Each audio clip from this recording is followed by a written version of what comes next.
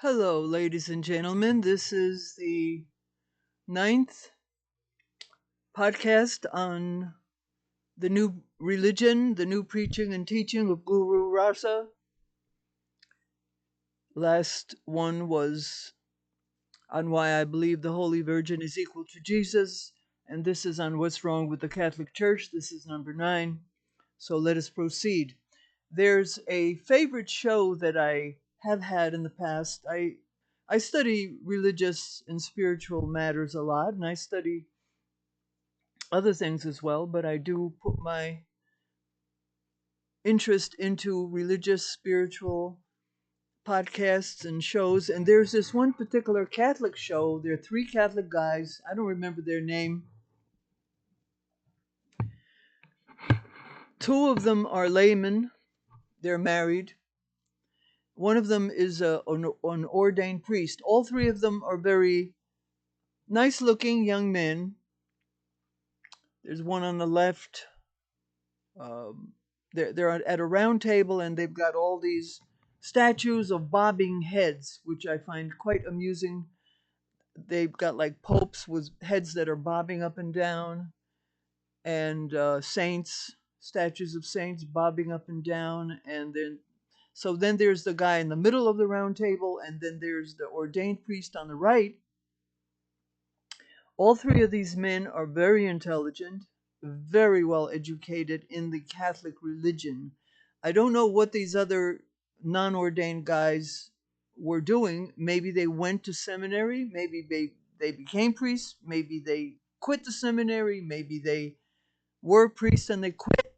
I don't know, but they're experts in the Catholic religion, just like Father Chrysalar is. They're experts, and they rattle off stuff on the Catholic Church just like all 3 of them were priests and had been studying for many, many years. And they're very, very good at what they do.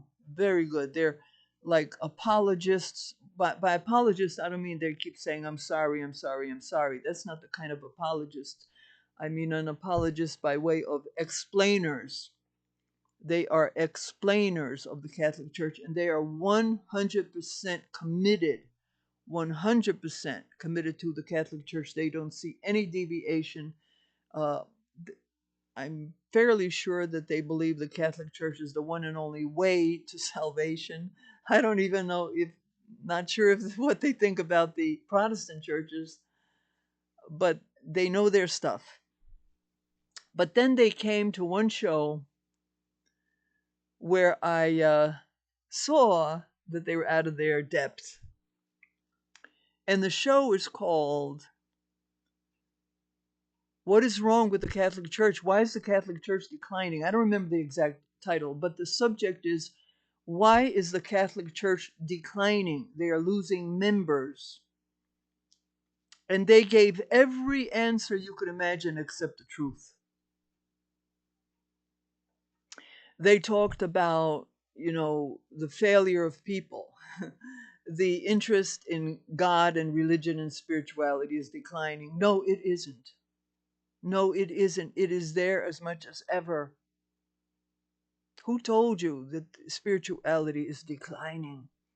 Just because certain religions are declining or certain doctrines are declining does not mean people are no longer or less interested in spirituality.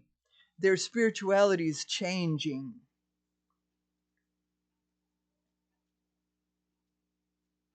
The kind of spirituality these guys represent in the Catholic Church represent, the Christian Church represents, the Jews represent, the Muslims represent, the 90% of all the religions on earth represent, not all of them, but most of them represent patriarchy. Patriarchy, rule of the father, with the men's culture, the men's rules, the men's point of view. So these 3 guys went on and on for they go on for a long, long podcast. They go on for an hour or more. I'm not even sure how long they go on, but they go on and on and on. And they named, it's all these failures of the public. But it is not a failure of the public. It is a failure of patriarchy, and it is a failure of in particular, the Catholic Church, more so than the other Christian churches. And I put a comment which disappeared, but I think it's still there. I think it went to the bottom of the pile, which is like, 500 comments lower than the top, so that you'll never see it. I don't know how it got there, but I think it did. And in my comment, I said, there are none so blind as those who will not see. Said, can't you understand that the Catholic Church is declining because of the issue of women? The issue of women. Feminism has come about. Women are no longer accepting that they have to be second-class citizens. They've woken up. They're fighting back. The Catholic Church has women as slaves, second rate. Catholic Church refuses to ordain women, doesn't even allow them to be deacons, which is below a priest. They're afraid they'll get their foot in the door and they'll take over. See, they're really afraid of women. Another thing that is wrong with the Catholic Church is they refuse to let the priests get married. And it has nothing to do with spirituality or what Jesus said or Jesus called only men. He did not call only men. He called holy women. Only the men could walk with him and assist him publicly, because the Orthodox Jews would have killed the women who ministered with him as the way the apostles did. It was 100% taboo.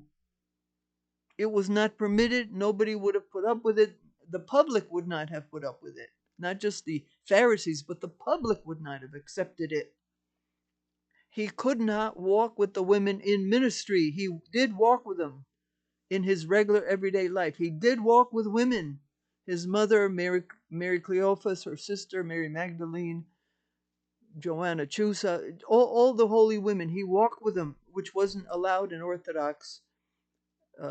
The Orthodox Hebrews didn't allow it, but he did it.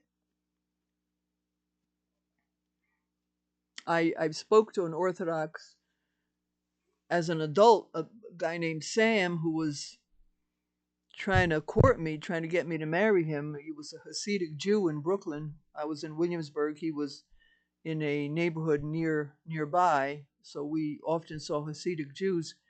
And he kept bringing me kosher food and sitting with me and chatting with me, blah, blah, blah. I let him, because I was curious about his beliefs. And he said, well, we are allowed to hobnob with women and talk to women if it has to do with business.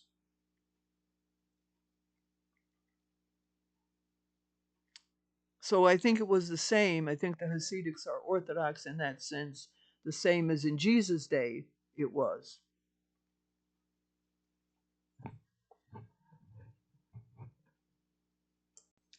Now understand that the Protestant churches, including the Episcopal Church, the Presbyterian Church, the Methodist Church, all the Protestant churches that I know of, maybe there's a few holdouts who don't ordain women, but they all open their doors to women as ministers and priestesses, if you will, ministers. They have also permitted most of them for marriage. The Orthodox priests allow marriage, but if they don't allow it after you get ordained, but I'm trying to think how the rules go. It's something about if you're married and then go into priesthood, it's allowed. But once you go into priesthood as a single man, I don't think you're allowed to marry after that. I think that's how it works. So you have a mixture in the like Orthodox Greek and Orthodox Russian. By the way, my grandma was an Orthodox Russian. She was a Russian. So, and both my mom and my grandma are buried in Mohapek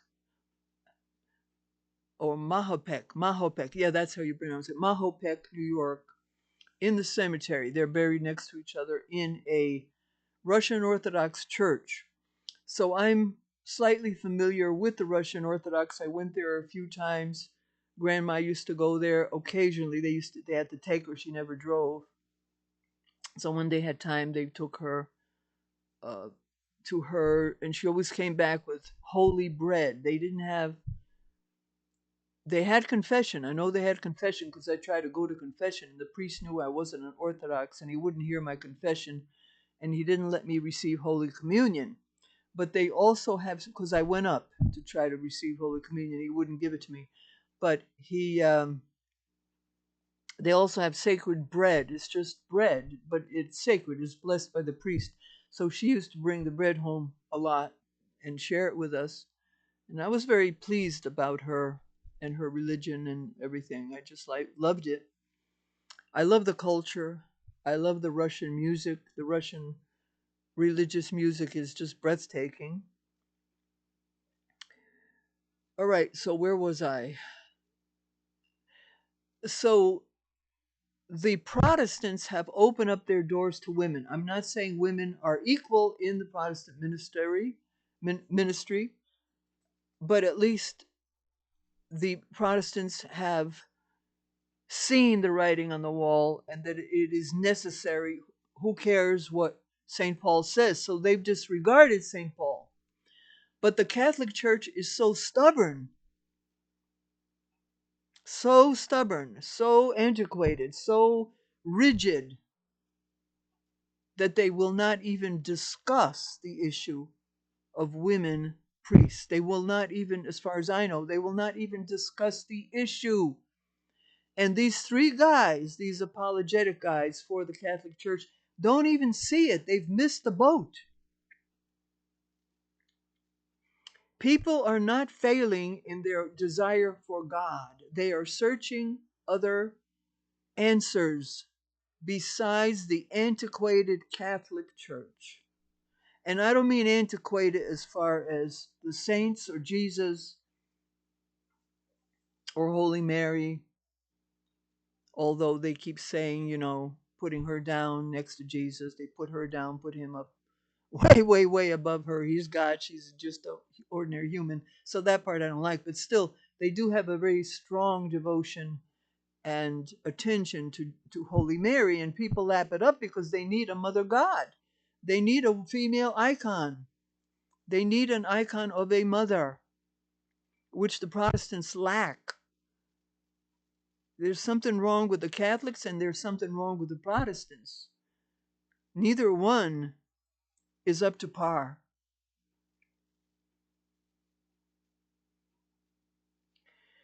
Women are tired of being told what to do. Women are tired of being their slaves. The nuns are really second class, totally. I don't mean they're just second class. They're almost, some of them, the nuns in the past have been slaves of the priest.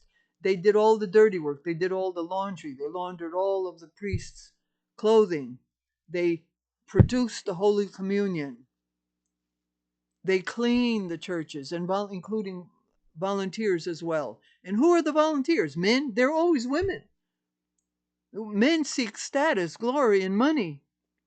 They want positions. Oh, they're privileged. They think they're superior. The patriarchy has told them they're superior to women. They don't volunteer to do dirty work like clean the church. Women do. It makes me sick when I see the women with the rags cleaning and polishing, cleaning and polishing.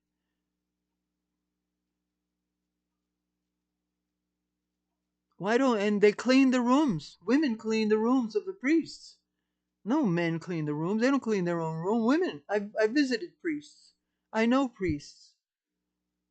I read about priests. They don't clean their own room. They don't make their own bed. Women do it. I remember the story that Bishop Sheen told. I love the story. It's a good story. Bishop Sheen said there was this young priest, and he told the lady who cleans his room, "Hey, that cross there," he says, "it's depressing. There's a big cross hanging over his bed or near somewhere in his bedroom." She said, "Take that cross down. It's depressing. I feel like a funeral." She said, "Oh, really?" She was a good old Irish lady. She said, "Oh, really? I'll take the cross down. But if I take it down, you're cleaning your own room. I'm not cleaning it for you anymore." He said, "Okay, forget it. Leave the cross." He was too lazy to clean his own room. He didn't want the expense. He didn't want the cross taken down so bad that she wouldn't clean the room anymore. Bishop Sheen, Fulton J. Sheen, saint or blessed. I guess he's blessed now. He'll become a saint. He's a very good, wonderful saint. He's appeared to me many times. He helped me when I was getting my mother through purgatory. The last 3 weeks before her deliverance, he came every night and helped me get her cleansed, give her grace to get her cleansed. He helped me because she made us watch his show. I'm trying to think what his show was called. I can't remember, but I was like 10 years old, and she made us. We all sat and watched her new boyfriend, her live-in lover, who she was never affectionate to. But we all sat. He sat, she sat, and the other people in the family. We all sat and watched the show, and I got a lot out of it. I benefited greatly from the show. I adored him, still do. I think he's incredible, and I'm glad they beatified him already, quite soon after his death, and I hope to see him, canonized to sainthood. All right, so now they have missed the boat. The Catholic Church is so old-fashioned, so behind the times. For a while, when I was in Canada, for a while after the Ecumenical Council, they had altar girls. That was a step forward. Truly a step forward. Altar girls. Now, I've not been in Canada in years, so I don't know if Canada continued it or not. This is a Catholic Church, mind you, not the Episcopal Catholic Church. But I think the next Pope, uh, I think he abolished it. After they had it for a while, I think he abolished it, which was, who knows why. All right, now, the pedophilia scandal was a great blow to the Catholic Church because they had been getting away with their evil deeds for so long. And when what they call their crisis hit, it wasn't a crisis for the children, it was a crisis for the priests and for the church. But it was not a crisis for the victims. It was liberation to the victims because justice was served in a few cases, not in all the cases, just a few cases, justice was served. And it was a wake-up call for them to stop. How did this ever come about?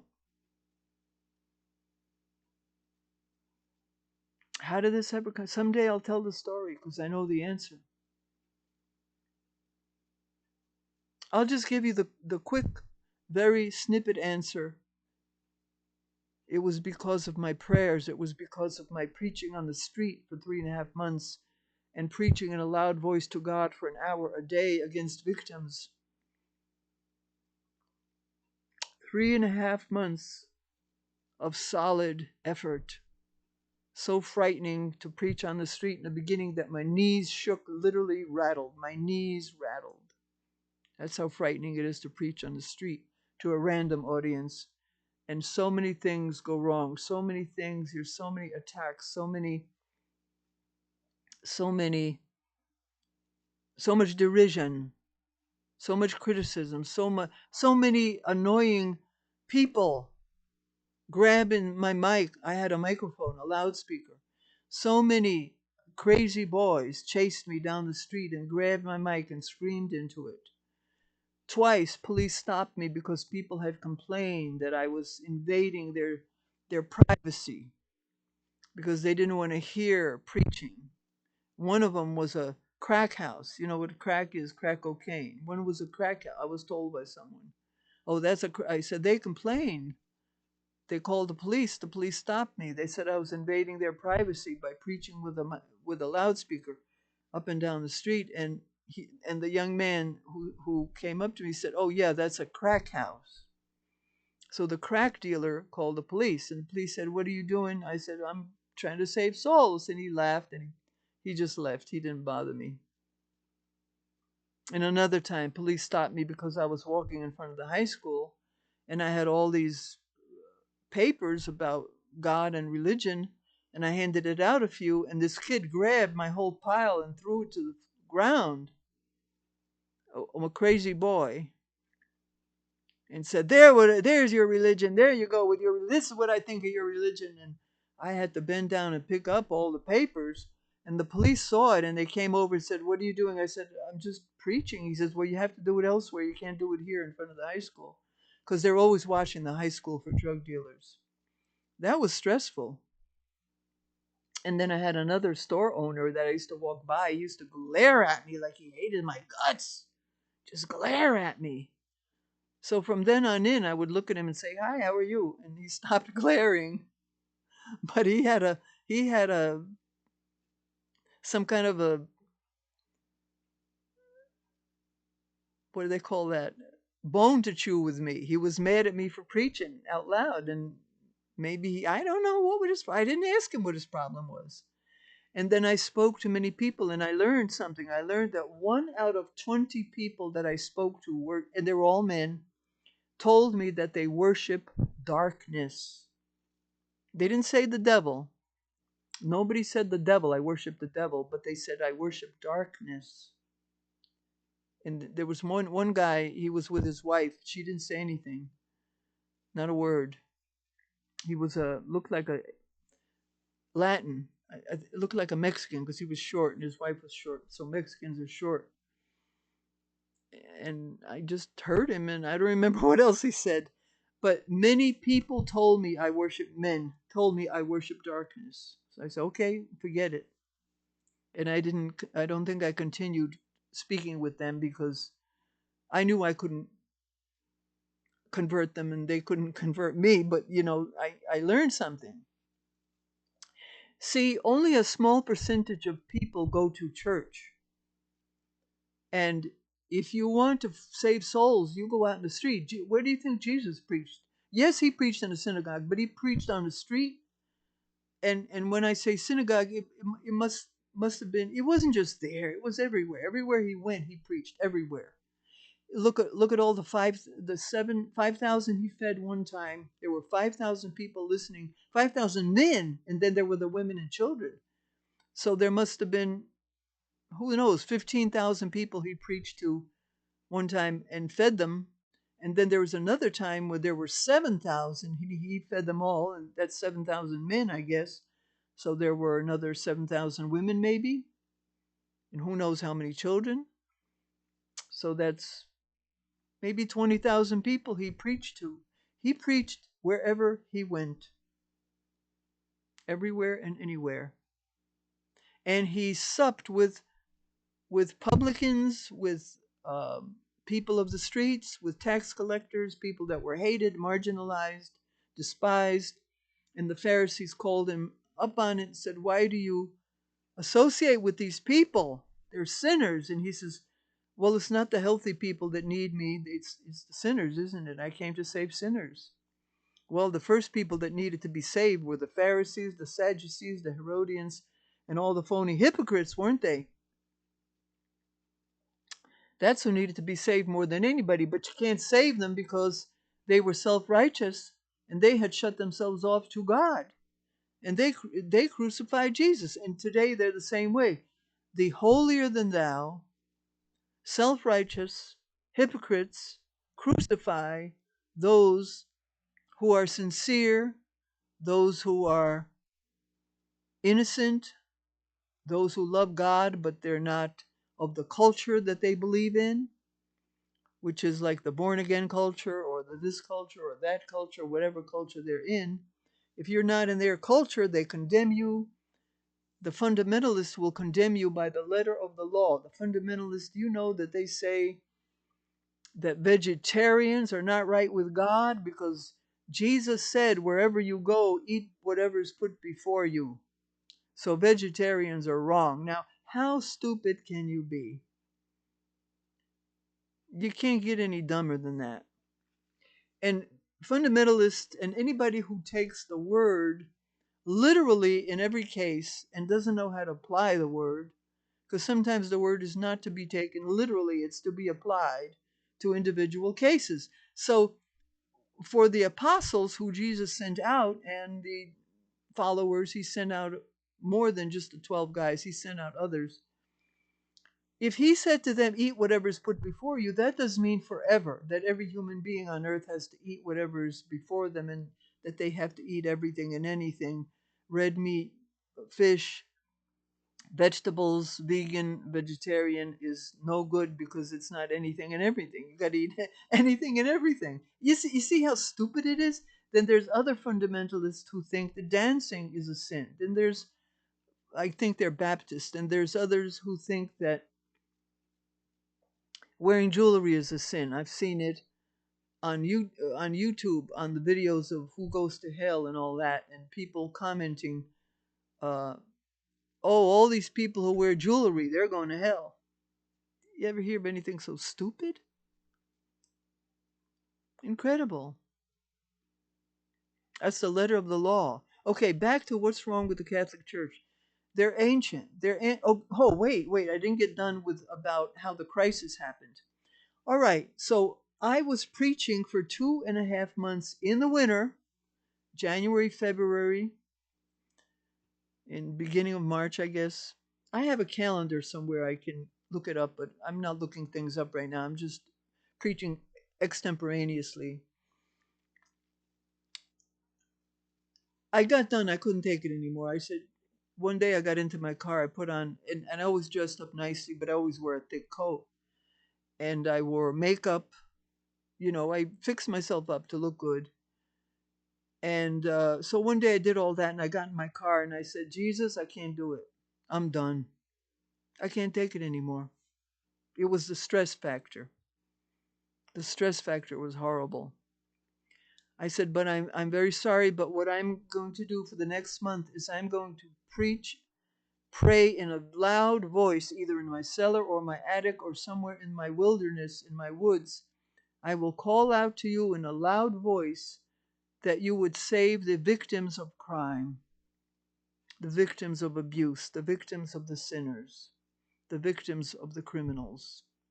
And I did that for 30 days, and I only missed one day.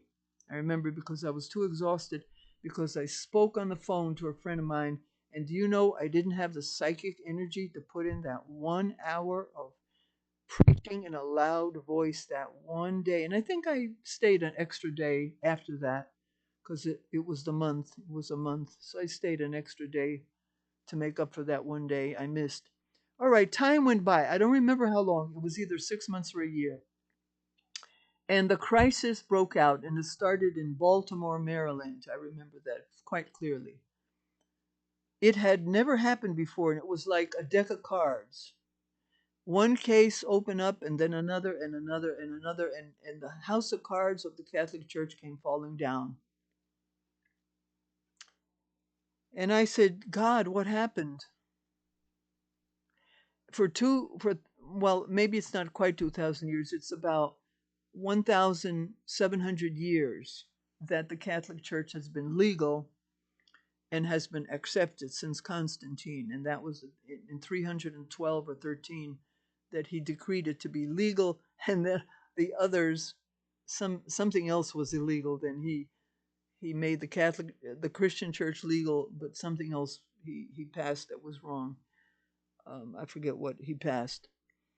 Okay, so they were always persecuting somebody. So I said, in 1,300 years, they've been doing anything they want, corruption, and obviously this has been going on for a long, long time, and it's never broken through into the media. It's never become an issue. What happened? And my inner voice said, don't you remember? Remember what? You preaching for 2.5 months and then praying in a loud voice for a month, for an hour a day, for a month? Yes, I do remember. What about it? That's what caused it. What? I thought I was. Am I tripping? God, come on. That's my inner voice of God. What are you kidding me? So I couldn't believe that such a small thing that I did compared to the whole universe and compared to the whole world, this small thing that I did compared to everything else could have caused such a monumental crisis. Crisis for the Catholic Church, but liberation for the children, especially the boys and the victims. But that's what God told me. And nobody believes me when I tell them about it. They just look at me the other like, yeah, she's tripping. Not that I go around telling people. I don't. But the few times I've mentioned it, there were like no comments. Like I've said it in articles. Nobody said anything. So fine. So they don't believe it. So good. I don't care. What God wanted came about. I didn't make it happen anyway.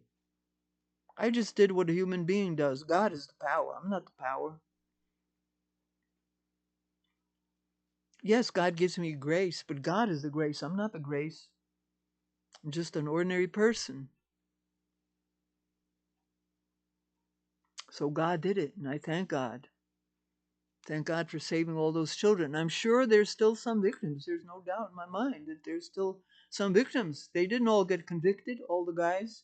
And the Catholic Church is trying, what the Catholic Church is doing now, instead of, this was the most opportune time on earth for them to ordain women to stop these crimes. Because with women being, they would go in droves. There would be a lot of women. With women around, there would be women in power. I don't mean the nuns, because nuns are like slaves to them. Nuns do as they are told. Nuns kowtow. They bow and scrape to the priests, even today. Father this, oh Father that, like they are the little popes. But if women became full-fledged priests along with the men, there would be, and if they made altar girls as well, they should make altar girls. The women would be on the lookout. The women would be observing. If there was irregularities, the women would be observing. The abuse would cut down drastically. Drastically. Second of all, this was their opportune time to say, we're going to change things around in the Catholic Church. Priests, we're going to allow priests to marry. Many of the apostles were married. Peter certainly was. He had a mother-in-law. Jesus cured her. One time Jesus went to their house, and it says his mother-in-law was sick with a fever, and Jesus healed her. And Bishop Fulton J. Sheen, he was talking to a group of priests, and he said to them, do you think that Peter later denied Jesus 3 times because Jesus healed his mother-in-law? Not a peep of a laugh came out of the priest. Not one little peep of laugh. I laughed. That was a good joke. But these priests had no sense of humor. Why? I don't know. But Bishop Sheen had a good sense of humor. This Protestant guy said to him, I can do anything you can do, Protestant minister. And Father Bishop Sheen said, no, you can't. I can kiss your wife, but you can't kiss mine. He was tremendous.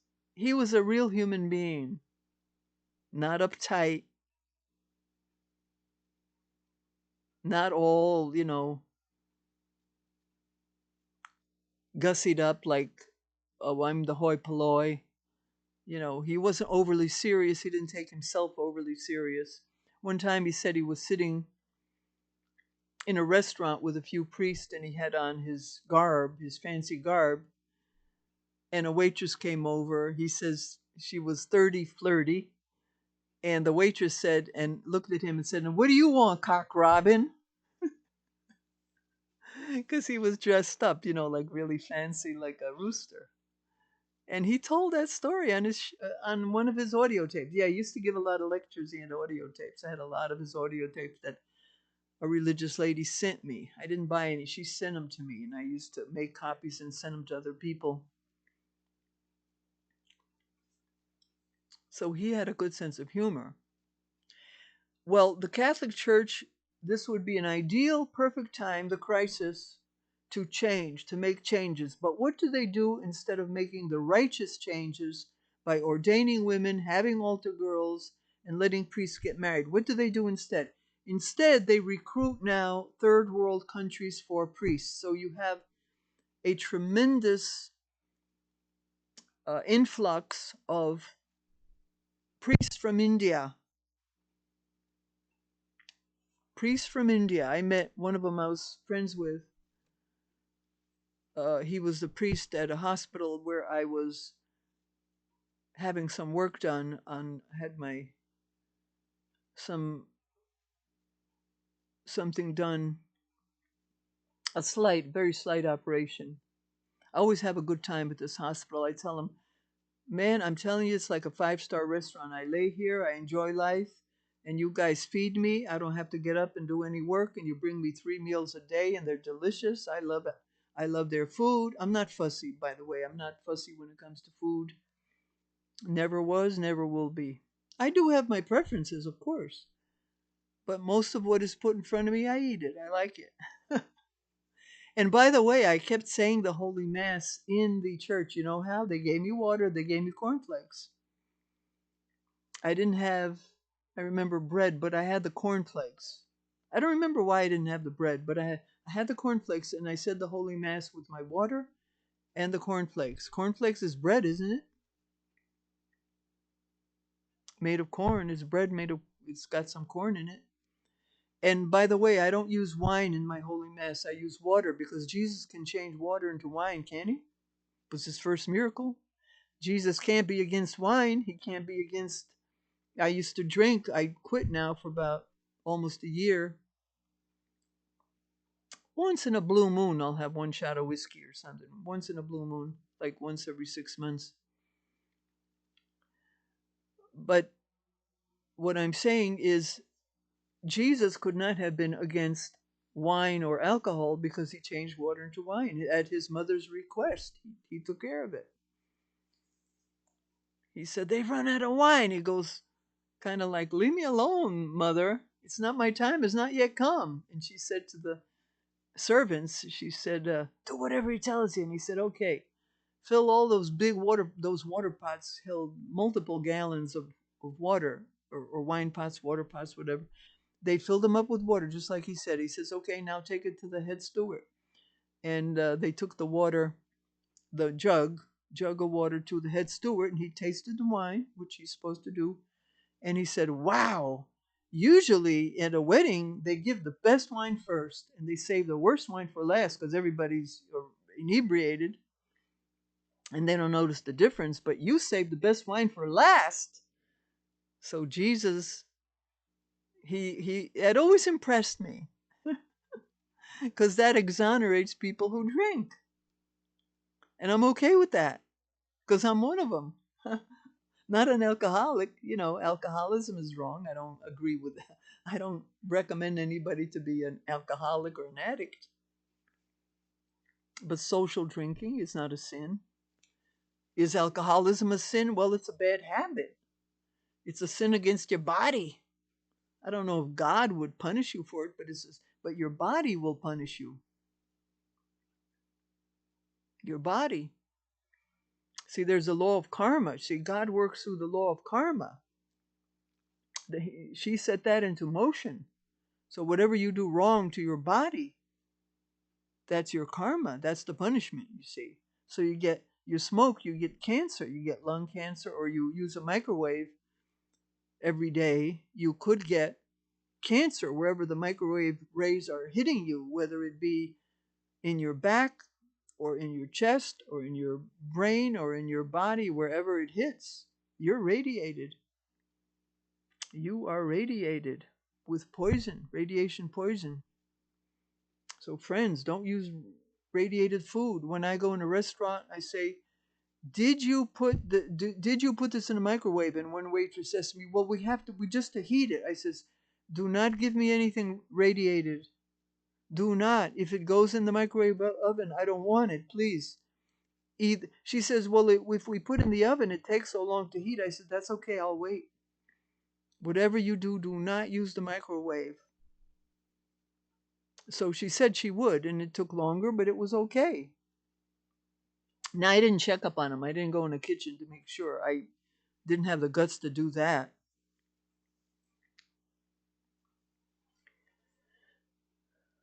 All right, so that was the opportunity. So what the Catholic Church is doing is importing people from third world countries, and they are also looking for men who everybody believes to be heterosexual, not homosexual.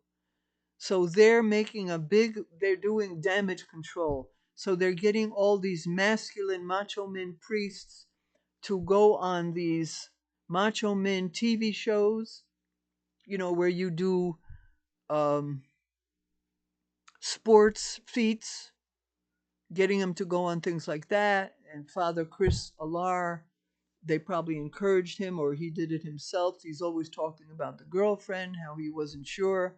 He wanted to be a priest because he was engaged to be married, and he had misgivings about the priesthood, and he thought that the celibacy would be the hardest thing to keep. And another priest told him it wasn't the celibacy, it was the obedience that would be the hardest vow to keep. Well, that depends who you are, doesn't it? The pedophiles and the homosexuals certainly didn't abide by that. To them, the vow was the hardest to keep, one of the hardest things to keep, because they think they take a vow of celibacy. I'm against the mandatory vow of celibacy for anyone. Like in the new order that I am working on, there will be no mandatory celibacy. We will have sisters like nuns, but they are not celibate unless they want to be. If they want to be, they can take the vow privately. They can take the vow publicly if they wish, but I one time took my vow of celibacy privately. It was between me and the Blessed Virgin, and I thought it would be forever, for the rest of my life, and I kept it for 30 years, and God appeared to me after 10 years. He said, do I want to quit? I said, no, I don't, because I had beaten it. I had beaten the lust, and I was free. So another 10 years were by when God said, you want to quit the celibacy? I said, no, I don't. I thought about it for a little bit, a couple of weeks. I said, no, I don't want to quit the celibacy. 10 more years went by, and God said, do you want to quit the celibacy? I said, nope. And God said, you have to. I said, what? He says, I want you to stop the celibacy, stop the suffering, that type of suffering, and I want you to go out, drink, and have fun. Have a good time. Go out, have sex, do whatever you want to do. I said, no, I don't want to do that. I'm free. And God said, if you don't obey me, you will be outside the will of God. I said, what? Okay, God, you want me to jump? How high do you want me to jump? You got your woman. I will obey. And I did obey. And that's another story.